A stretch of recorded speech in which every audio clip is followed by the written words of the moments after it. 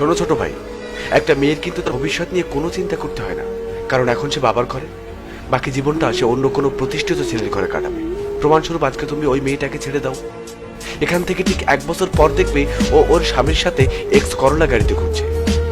তুমি কি মনে করো সে তোমাকে প্রচুর সময় দিচ্ছে তার মানে সে তোমাকে অনেক ভালোবাসে, সে তোমাকে ছাড়া বাঁচবে না? ভুল।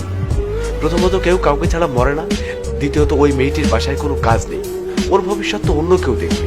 ওর কাজই হচ্ছে একজন সুন্দর সুশ্রী ভদ্র জীবন সঙ্গিনী খোঁজা, আর ও সেটাই করছে। তার প্রমাণ চাও? ও তোমাকে লক্ষ্মী করে বলে না বাবু কিছু একটা করো তারপর আমরা বিয়ে করব?